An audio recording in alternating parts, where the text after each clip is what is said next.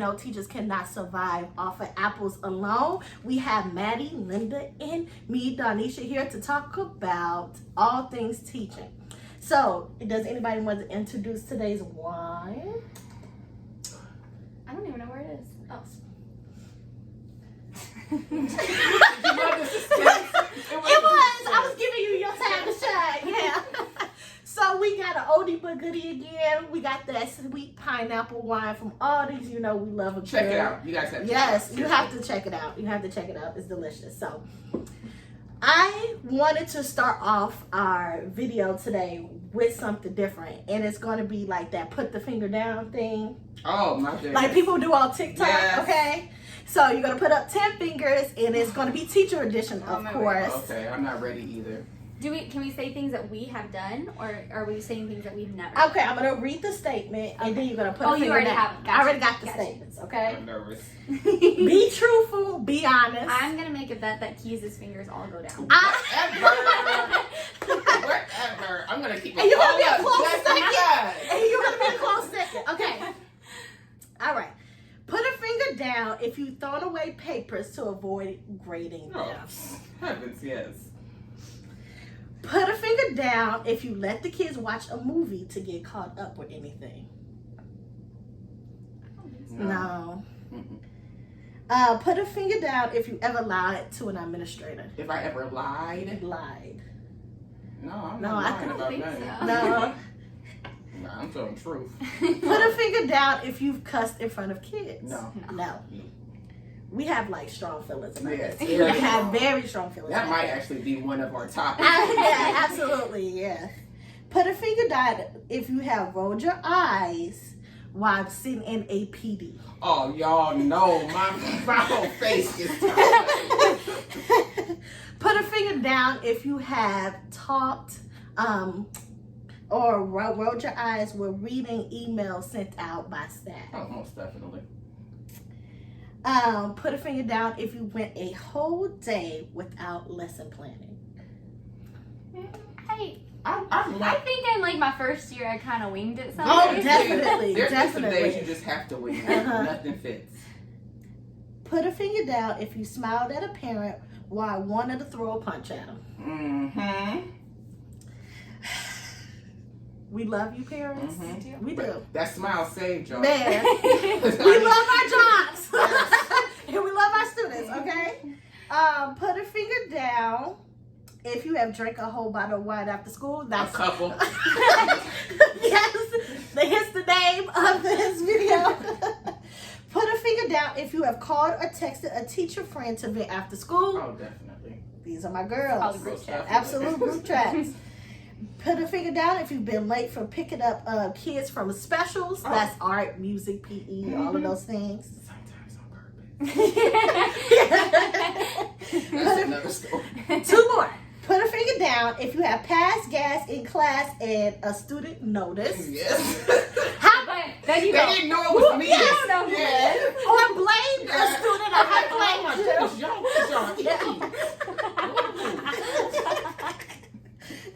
especially on nacho days, okay? Oh my nacho days are the goodness. worst, okay? And the last one, put a finger down if you've been obsessed with your students. Oh, most definitely. Absolutely. Yes, yes.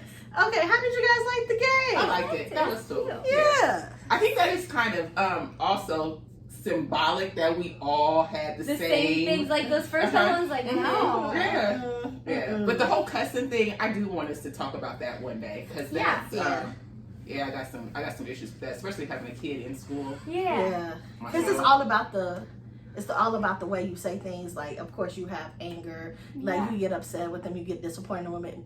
But remember, we are models. Most And we definitely. can teach them how to de-escalate their own feelings. Absolutely, absolutely. And there's a time and a place for everything, even as an adult. So just because we, are adults and we can use language that we choose to, Mhm. it's when and how. Well, to do everything's that. a choice, Most which is definitely. Yeah, Most absolutely. definitely. If we can't control our emotions, how can we expect Exactly. children to control theirs? Yeah. Exactly. All right. So All right. what are we talking about today? Tell us, Keys, what are we talking about today, girl? Okay, so our topic today is dealing with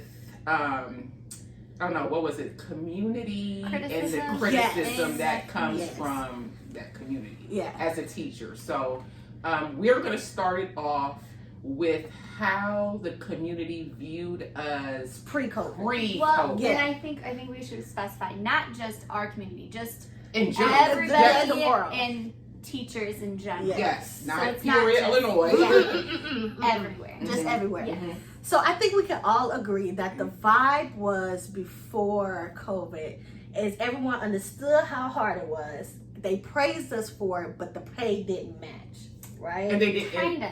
Well, the pay has never matched. No. But I think the community, and again, we mean as a whole, they say teachers sign up for this.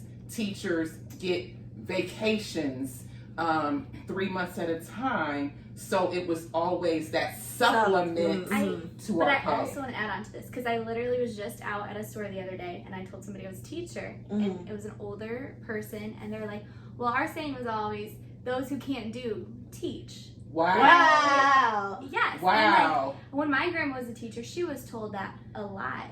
Wow. Right? So I've never think heard of that before. I Yes, haven't I either. have Yeah. heard that a lot because like that's why they started doing like EdTPA and stuff because it was easy to become a teacher in college. But I think people don't realize that it has actually changed. That it's a lot harder to go into teaching now. You have to jump through a lot more hoops than it used to be back in the day. Well, even I would back in say- the day, teaching was not as difficult because you had the parent structure, the family, and now we are basically dealing with the whole child. Yeah. And We are everything to them. And people that was just kind of offended. Like Yeah. those who can't do teaching, like Yeah, I've I'm never gonna be heard that. offended about that because Yeah. I've never heard that. Yeah, I've so never that's heard a that little as bit well. disheartening to hear. okay. it was. But so that's kind of like the consensus. Yeah. So then we go to 2020 and the kids go back home. We start teaching online. And people, I guess, at the beginning were really starting to realize how much work and effort it took to have a child, go through school. And because parents were like, not for the first time, but to really have an insight of what the responsibilities of a teacher was. So we had got that Praise. that much needed. Good job, teachers. Like we were up there with the healthcare professionals. We were getting all good work. But then we felt like there was this shift after a while, after we got into that pandemic or that panini slump, and we had been in it for a while. People wanted their children to go back to school. And so everybody was calling us lazy or, just very negative connotations to teachers. So how do you guys feel about that shift between the two? Initially, I think when they got their children home, it was wow, how much effort it takes to have a child sit down, focus, and work. And so a lot of the things that I heard was, wow, if I'm having this much trouble with my 1 or 2, think about how hard it is for a teacher to have a classroom of 20 or more. Yeah. So that was, I think that was enlightening, and I appreciated that they could see that. Yeah. But then after a couple of months, then it was like, okay, this is way too much. These babies need to be back in school because I can't do this. Yeah. But well, it's understandable because it does get it does does. get But at the frustrating. same time, then you can't look at me and say, oh, now take these kids back because I'm tired of them. How does that make me feel as an educator? Now I'm thinking, okay, so you're not valuing me as an educator. Now you want me to fill in a babysitting role because I'm not a babysitter. I'm an educator. I teach your children how to sit, how to process emotions, how to try even when it's difficult. Interact with peers. I mean, Everything. critical thinking, all of those things. Yes, how to persevere through those most trying times. Yeah. So you telling me, okay, now it's time for you to take these children back. I guess for me personally, it was like, why? Yeah. You know what I mean? And I don't want this to come across wrong because the babies do need to be in school. Absolutely. I'm not saying that, but it was more the understanding of why you wanted them to come back into the classroom. Was it too much for you? So that's the same weight that it is on me, but you're looking at me as saying, oh, well, they're lazy. Yeah, I guess we all went into the mindset we were doing this to keep the children Safety right? first. And I guess people, I just had the impression that people didn't realize how it was mentally draining for teachers to not only have all of those things that you mentioned that we have on our plates, but then try to protect your children from this unseen virus. And so for me, I was just kind of scared at them because I want to protect my babies as much as possible, but I just didn't know what that looked like at that time. So for me, it was just kind of like, what's the motive of people pushing to get back into schools at the time, before we had the research, before we had all of the everything that we could have a safe environment for the children. Because it was unknown. Yeah, it was unknown. Yeah, it was the unknown factor. And me for being a parent myself, I truly wanted to know before I put my son back into that environment.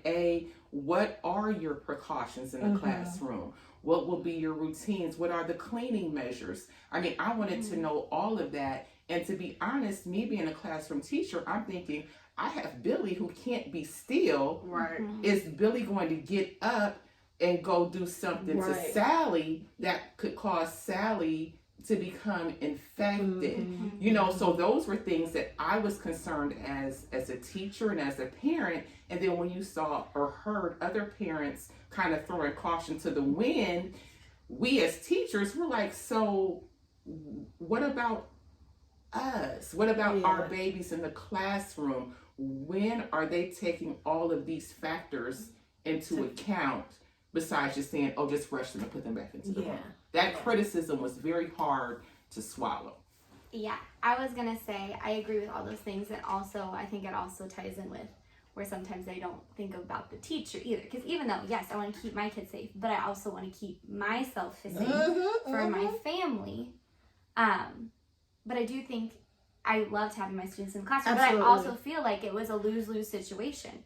It was like, they come back, great. But if something happened and like a classroom had to quarantine, you guys, we were going to get criticized. If they didn't come back, we were going to get criticized. So it was kind of like, there was no way to win in that situation. And I don't think people realize, like, we had to totally change the way we taught. Like, March 13th, on the fly, 2020, we had to change everything. She gave us the exact date. I did. But, like, we had to change everything that we ever... We learned new systems, like, in a week, right? Over our spring break, we learned new systems over our spring break. I can remember that day before we let them go, and we were testing. And we got the email from our superintendent who said, like, we have to, retreat. And I remember just being in there with you guys, because we were all sharing the testing area. It was like, okay, what do we have to do? Let's get a game plan together. And we executed it fast. And that's what teaching is. It's, you adapt, you move, you change. But it was just so sudden. But we didn't falter at all. Because, again, we are doing this for our babies. For the babies. And so I think that sometimes I feel like I appreciate, the recognition. I appreciate people saying, you guys do what you need to do. But it's like, don't take advantage sometimes of the big hearts that we have. We do this because we love it. Of course, we do this because we get paid. But I want us to be able to understand that there is a limit. There's a boundary to how much teachers, because we're still people, for our mental health and how much we give to the profession. And I think that's when it comes in. It takes a village. It takes the whole community working together to pretty much make a future for our society, right? I agree. Isn't that what we're doing? I agree. So what are some tips, if we're thinking about the community, what are some tips that you would like to tell a community to kind of like better interact with teachers, or kind of help us in raising their babies? Well, I don't know. I think I'm probably going to step on some toes, but you know me, I'm always honest. Step. So whenever we have issues with law enforcement, you have a bunch of people jumping in and saying, they're doing their job. They're out there risking their lives. Stand behind law enforcement. Healthcare workers. Healthcare workers are out there. They're, putting their health at risk for those who are sick. Stand behind healthcare workers. teachers. Get back to work. Get back to It's work. crickets. Yeah. And honestly, there would be no law enforcement. There would be no healthcare workers without educators. Mhm. We are the front line to the next line. Ooh. I mean, we are. Yeah. We Yeah. are. And Uh-huh. if you really sit back and think about it, we are the ones who get the least support. So just support us. Mhm. If we're calling you about your student, it's necessary. We don't have time just to pick up the phone and call a parent. If we're sending home a letter and we are asking for you to do A, B, and C, that's what we need. You know, so many times I've walked past our main office and I hear parents walking in the front door. Oh, they calling me about, yes, we are. If we didn't call you when something happened, then we would hear, well, why didn't they let me know? This is the hardest job, the most rewarding. Oh, it is absolutely. the most rewarding, but it is the hardest job when you think about the lack of support. So for me, when I talk to the community, I guess I would say just support us. I agree. I would say that, and also if something bothers you, ask us a question. Yeah. Communicate with us, because again, it's a village. We can work together and like make it happen. Yeah, I'm gonna go with those lines of ask questions. Like, I'm always open. We use various amounts of communication to get a hold of parents. If you have a question about something, please ask. I have for many years given resources. If you know the math is something that you guys are working on at home, I have no problem, extended resources like videos and worksheets, all of those things. But I don't know unless, somebody voices that. Send a note, talk through your child, send me a message on the platforms, but you have to speak up. Yep, schedule a meeting. Because all of those things. And I won't even say, there are some teachers who, maybe it's time for them to retire. Maybe this is not the field for them. So if you run into some of those teachers, you don't put that off on the next teacher. That's just like in a relationship. You've had one bad relationship, don't carry that baggage on to the next. So if you've had a bad situation with one teacher, when you meet me at parent-teacher night, and I would love to meet you at parent-teacher night, then express those issues so we can get all of that out in the open. If you have concerns or needs for your child, bring that to me so that your child knows we are in this together. And it helps you just have more of a better game plan on how to approach learning of that child.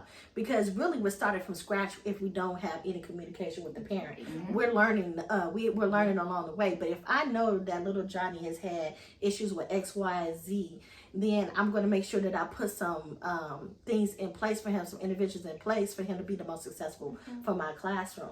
And I like giving my parents at the beginning of the year a survey, just giving me some basic information about themselves, about their family, about not to be intrusive, but just give me an idea of who we're working with. And I send home a letter about myself because like Maddie said, like you guys are saying, we're a community, so you should know who I am. I want to get to know you, and how can we fill this in together? Because in the end, we both have the same end goal. Well, I like the point about when you said we're not trying to be intrusive, because I believe some parents think, oh, they're all in my business. And that's not it. We have enough on our plates.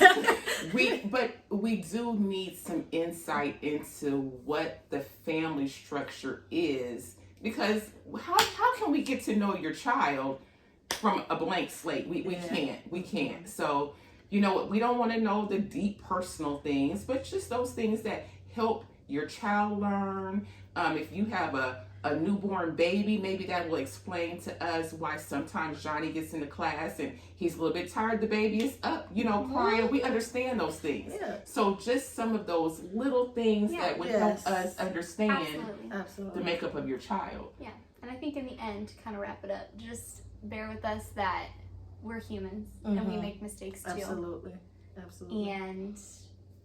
But I don't know what else to say. We're humans and we make mistakes. Well, that's it. That's it. Yeah. And that's it. And just give us the grace that we extend to everyone around us. Just extend us that same grace. And that is today's today's video. Remember to like, comment, and subscribe to Wine with the Apple, and we'll see you next week. Bye.